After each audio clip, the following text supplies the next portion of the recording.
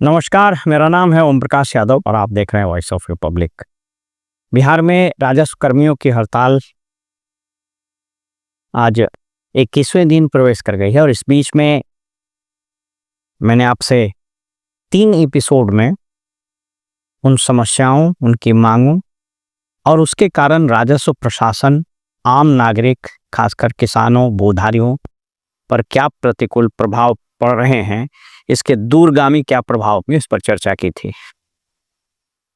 आज आपसे रूबरू होने का एक खास मकसद है। एक कहानी के जरिए आपको मैं एक मैसेज देना चाहूँगा ताकि आपका परिदृश्य बिल्कुल स्पष्ट हो सके।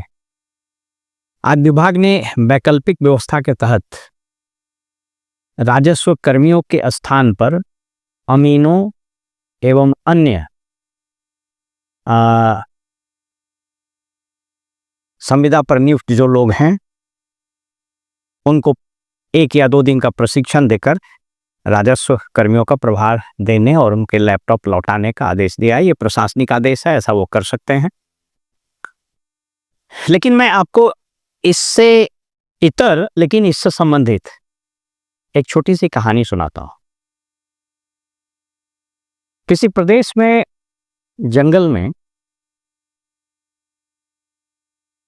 3 पशु पक्षी आपस में बड़े दोस्त थे। ये बचपन में शायद आपने कहानी पढ़ी होगी, काम का बंटवारा। गिलहरी, चिड़िया और चूहा, तीनों बड़े अच्छे दोस्त थे।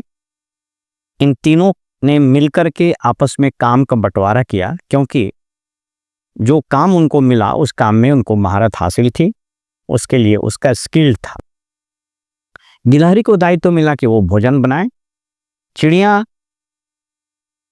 उड़ती थी, इसलिए वो चुनकर खर पतवार और लकड़ी की छोटी छोटी टहनियाँ लाती थी जो आग जलाने का काम देता था, और चूहा अनाज का इंतजाम करता था। और इन तीनों का जीवन बड़े मजे से चल रहा था, क्योंकि आपस में काम का बंटवारा बिल्कुल स्पष्ट किया गया था। इस बीच में लोमड़ी को लगा कि ये काम का बंटवारा तो बड़ा अच्छा हो रहा है, इन लोग तो बड़े मजे में रह रहा है। उसने क्या किया कि इसके भीतर प्रवेश कर सबके कान भरे और सबका काम उल्टा पुल्टा करवा दिया। जैसे इसने चिड़िया को कहा कि तुम खाना बनाओ, सबको कान फोड़ा कि चिड़िया को कहा कि देखो तुम दूर उड़ कर जाती हो, थक कर लाती हो, उसमें तुम मारी जा सकती हो, बहेलिया तुमको पकड़ सकता है। गिलहरी का कान भरा कि तुम खाना बना रही हो, अगर जल के मर जाओगी तो। चूहा को कहा कि तुम तो सबसे महत्वपूर्ण काम करते हो, अनाज लाते हो, कहीं तुमको कोई पकड़ लिया तो, जाल में फंस गए तो, बिल्ली मार दी तो। इस सबको लगा कि ठीक बोल रहा है, काम का बंटवारा जो हुआ वो ठीक नहीं है, इसको उल्टा पुल्टा कर दिया जाए, जैसा भी उल्टा पुल्टा हो रहा है। इसका परिणाम क्या हुआ? चिड़िया खाना बनाने बैठी, उसका पंख फड़फड़ाया, झुलस के मर गई। गिलहरी अनाज लेने गई, वहां बिल्ली ने उसको पकड़ के खा लिया। चूहा लकड़ी लाने गया, पानी में डूबकर मर गया। मैसेज क्या है? मैसेज ये है कि हर व्यक्ति अपने काम में स्किल्ड होता है और उसको वही काम करना चाहिए, अन्यथा इसके दूरगामी प्रभाव होते हैं।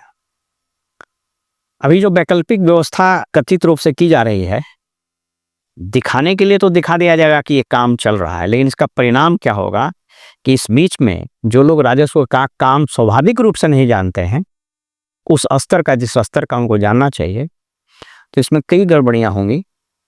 और जब ये हड़ताल समाप्त होगा तब उन गड़बड़ियों को सुधारने के लिए फिर विभाग अलग से मशक्कत करेगा। यानी एक तरफ जहां ये गड़बड़ी होगी, दूसरे सरकार को फजीयत होगी, और तीसरे उन रैयतों के साथ जिनके काम में जाने अनजाने स्किलफुल नहीं होने के कारण गड़बड़ी होगी। इसलिए मैंने कहा, सरकार में हर के काम का बंटवारा किया हुआ है। एग्जीक्यूटिव, लेजिस्लेचर, जुडिशरी, ये सब अपने अपने काम के लिए जाने जाते हैं और इनको संविधान के अनुसार अपना ही काम करना चाहिए। लेकिन इस देश में अब एक नई परिपाटी चल पड़ी है कि मैं अपना काम छोड़कर दूसरे के काम में हस्तक्षेप करूंगा, और परिणाम सबके सामने आप देख लीजिएगा। इस कथित काम के बंटवारे में जो उलटफेर हो रहा है, इसके कारण क्या-क्या गड़बड़ी परिलक्षित होती है और कितनी परेशानी होती है।